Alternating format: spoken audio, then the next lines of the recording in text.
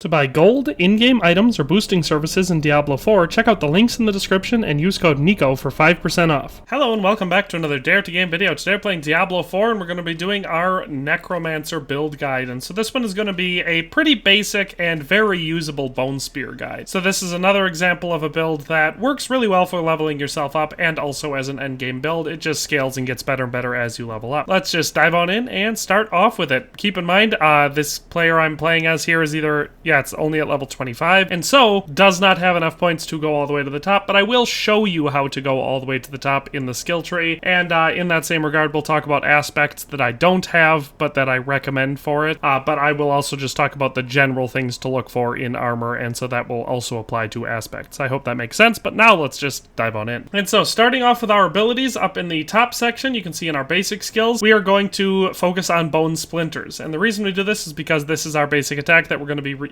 using to regenerate essence and deal damage a lot of the time. So even though the point of this build is mostly to focus on your bone spear and stuff like that, you're going to find yourself using your basic attack a decent amount to regenerate essence, and bone splinters is the way we're going to go. So we're going to level bone splinters all the way up to level 5, and so it says fire 3 bone splinters dealing 50 damage each. Each subsequent time an enemy is hit by the same cast of bone splinters, you gain 1 essence. It's useful for that. We're going to want to pop into enhanced bone splinters, which says it has a 25% chance to fire 2 additional projectiles if cast while you have 50 or more essence. And then Acolyte's Bone Splinters says hitting the same enemy at least 3 times with the same cast of Bone Splinters grants 8% critical strike chance for 4 seconds. So this is another reason why closer you are to your enemy, the more effective Bone Splinters is against them. So moving into our core skills, we're going to want to focus on Bone Spear. Like I said, that's kind of the cornerstone of this build. It's a very good attack, and it's kind of what we build everything around. So obviously we're going to want to put 5 points into Bone Spear, and that says conjure Bone Spear from the ground, dealing 478 damage and piercing through enemies. So it's very useful. It can hit multiple enemies. It does high damage. It's a good attack. Then after that, we're going to go to enhanced Bone Spear. So Bone Spear breaks into 3 shards when it is destroyed, dealing 100 damage each. And our paranormal Bone Spear is going to be the final upgrade here, and it says Bone Spear has a 5% increased critical strike chance.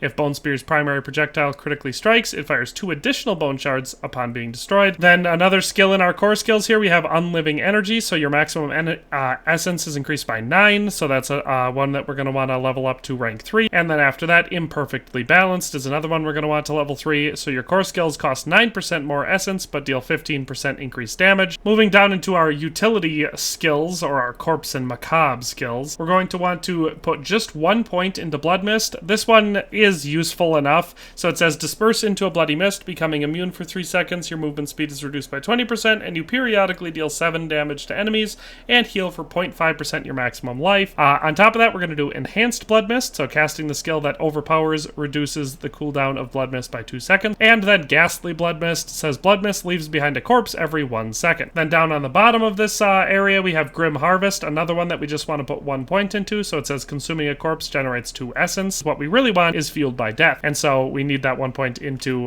Grim Harvest to get Fueled by Death, but this one we're going to put 3 points into, and it says you deal 9% increased damage for 6 seconds after consuming a corpse. Moving into the curse skills, we want Decrepify, and so this one is one that we're going to only put 1 point into. You can obviously boost that if you want with item contributions, stuff like that. It's useful, but we only need the 1 point for Decrepify, and this one says curse the target area. Enemies afflicted by Decrepify are slowed by 43% and deal 20% less damage for 10 seconds. This one's one that you can use a lot. It cools down really fast, but we also want those upgrades for it. So Enhanced Decrepify says enemies hit while afflicted with Decrepify have up to a 10% chance to be stunned for 2 seconds, and then we want Abhorrent Decrepify, which says enemies hit while afflicted with Decrepify have a 15% chance to reduce your active cooldowns by 1 second. Next in this area, we have Amplify Damage. We're going to want to put 3 points into this, so this one's just going to give us another 9% increased damage. This time it's going to be to cursed enemies, and since we curse people when we Decrepify them, every time we do that, it's just going to give us more damage against those enemies. And then Death's Reach is the next skill we're going to want to focus on out of the curse area, and we're going to want to put 3 points into that. I only have 1 in there so far just because that's all I've got, but it says you deal 4% increased damage to distant enemies, and that will go up you know, the next rank will be 8%. So this one will help us deal a lot more damage to those distant enemies, which is useful for some of the skills that we can use. So in our summoning section, the first one we're going to want to focus on is Serration, and this is actually where we're going to put a lot of our skill points. And so we're actually going to use 12 skill points in this section. So we're going to put 3 into Serration, which is going to make our bone skills have an increased critical strike chance for 10 essence, or etc. The numbers change as we upgrade it. 3 points into Rapid Ossification, so every 100 essence you spend reduces the cooldowns of your bone skills by 0.5 seconds. We're going to want to put 3 points into Compound Fractures, which is going to say, it says after critically striking 10 times with bone skills, your bone skills deal 5% increased damage for 5 seconds. And then Evulsion, so your bone skills deal 6% increased critical strike damage to vulnerable enemies. So we want to max out all 4 of those skills to level 3. Our next skill we're going to want to focus on in this same section is Corpse Tendrils, and this one's so important that I recommend, even if you haven't gotten to the point of upgrading to it yet, obtain the aspect so that you can put it on your armor or weapons, or find one that's got it, because it's super useful and I use it all the time in this build. But for that one, we're going to want to put 2 points into Corpse Tendrils, and so that one just says veins burst out of a corpse, pulling in enemies, stunning them for 3 seconds and dealing 80 damage to them. Does not consume the corpse. And then our next one we want to do is Enhanced Corpse Tendrils, so it says enemies who are in range of Corpse Tendrils are slowed by 50% before being pulled, which is very useful for, again, controlling them. And then Plagued Corpse Tendrils, so enemies damaged by Corpse Tendrils are made vulnerable for 3 seconds. So then after we've pulled them in with the Corpse Tendrils, they're going to be more vulnerable and take more damage. So that's very, very useful. Next, we're moving down to our ultimate skills, and the first one we're going to want to focus on is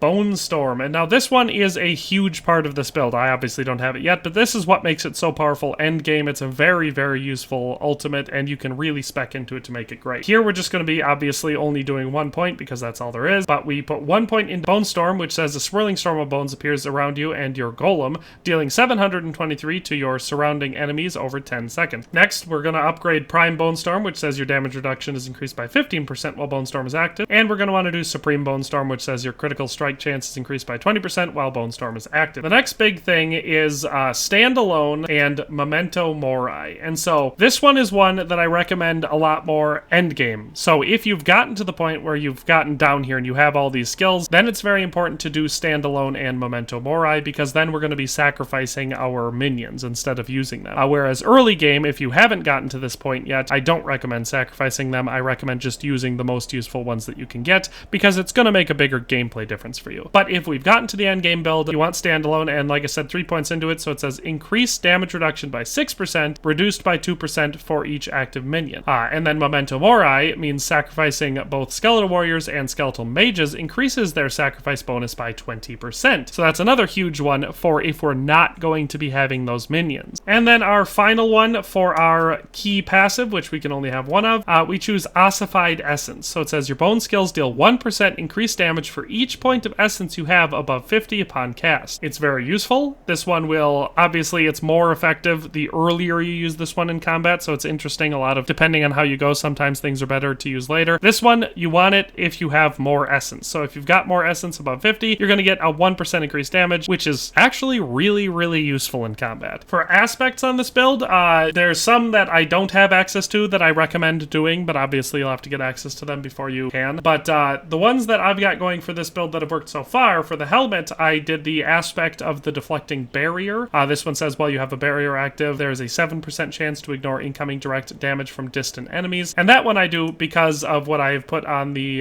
chest armor, the tunic here, and I did the aspect of the protector. This one gives you, it says damaging an elite enemy grants you a barrier, absorbing up to 345 damage for 10 seconds. This effect can only happen once every 30 seconds. Those two kind of bounce off each other and give you a pretty effective defensive method. This is another one for the gloves. Once you've gotten to the point of the ossification skill, then I would recommend the aspect of serration for your gloves. Before that, I'm just going to be using your splintering aspect, which is going to make our bone spear's primary attack, makes enemies hit beyond the first vulnerable for 1.5 seconds. Bone shards from bone spear deal 50% bonus damage to vulnerable enemies and pierce them. For our legs, I recommend the aspect of disobedience, which says you gain 0.25 to 0.5% increased armor for 4 seconds when you deal any form of damage, and that can stack up to 25 to 50%. For our boots, if you've got the Wind Strikers aspect, I definitely recommend using it, and because that one says critical strikes grant 8 to 16% movement speed for 1 second up to 6 seconds. Very useful. Every time you critical strike, suddenly you're going to be able to move a lot faster, and it helps you move around without getting hit too much, which is pretty useful in this build. For our two-handed weapon on this one, obviously since we're going to use our bone and splintering abilities here, we want to use Splintering Aspect if you have it. And so this one says Bone Spear's primary attack makes enemies hit beyond the first vulnerable for 1.5 to 2.5 seconds. Bone shards from the Bone Spear, blah, blah, blah. We've already used this one once because we have it on our gloves as well. For our amulet, Amulet of Grasping Veins, this one is going to go with our corpse tendrils that we want to use. So this is how I have this one unlocked without having the skill yet. Even if you have the skill, I recommend doing this, A, because it's going to boost it, and B, just because it says gain 10 to 20% increased critical strike chance for 6 seconds when you cast corpse tendrils. You deal 30 to 60% bonus critical strike damage to enemies damaged by corpse tendrils. For your ring, it depends what you're doing. I have the rapid aspect on here, which just says basic skills gain 15% attack speed. I currently just have the aspect of Torment on here, which it says critical strikes with bone skills increase your essence regeneration by 20% for 4 seconds. It's just going to speed up our essence regeneration, and since we're always using bone skills, or pretty much always using them in this build, it's very useful. As far as general stat priorities for all of the stuff on here, if you can, as far as the helmet goes, if you have the Deathless Visage, which is a unique item, definitely use that. Otherwise, just maximize your armor and physical damage, any critical strike bonuses you can get with the helmet. Those are going to be your main things.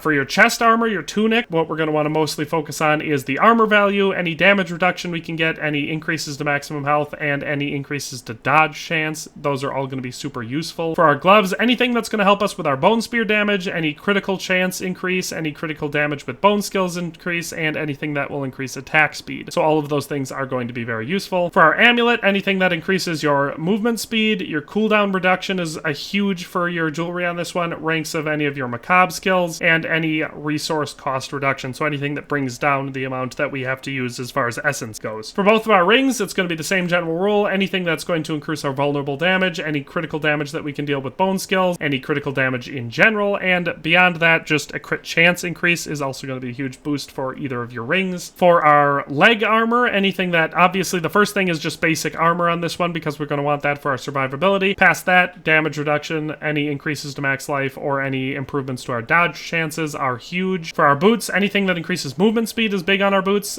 Resource cost reduction, again, so bringing our essence cost down. Our damage reduction while injured, because, you know, if we need to run, we definitely want to take less damage, so that'll help us get out of it. And anything that it will boost us to an increase on our corpse tendrils. So those are our kind of priorities there. And finally, with our two-handed weapon, obviously our main thing here is crit, so critical strike damage increases, critical strike damage with bone skills increases, any vulnerable damage increases, and any high percentage damage roll in general. So that's kind of what we're going to be prioritizing for all of our different armor and weapon pieces. As for the gems that I recommend slotting on these, for armor, we're going to want to focus on topaz. So whatever the highest level of topaz you can slot, definitely put that on as much armor as possible, because it's going to give you that increased damage reduction while control impaired. So it's going to just help with survivability a lot on this build.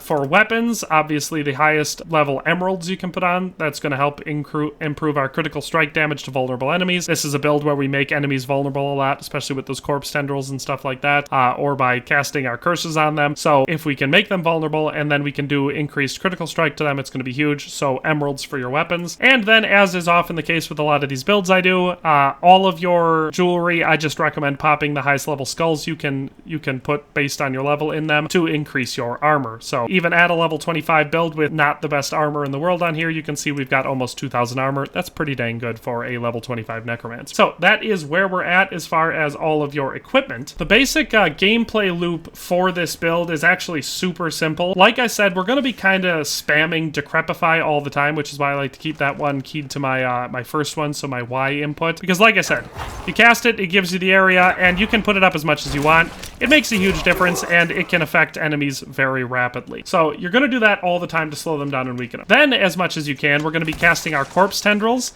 and so that's why I have that one on second, because that's what it does. It sucks them in, it damages them, it slows them down, it makes them vulnerable. It's very, very useful. It has a medium length cooldown, so you kind of got to get used to that, but it's pretty quick, so you can use it a lot in combat. So like I said, I just use that one as much as possible. And then past that, we're just going to be using our Bone Spear and our basic attack to take out enemies. Once you've gotten to the point where you can use Bone Storm because you have it, definitely use that, because it's going to help you go through, and as you're using it, consume corpses to make the Bone Storm last longer. That's going to protect you, deal damage to everyone around you. It's very, very useful. But until you do, the basic gameplay loop is just Decrepify, corpse tendrils, and Bone Spear. And that's how you are going to get through most combat in this game. It's pretty easy and useful.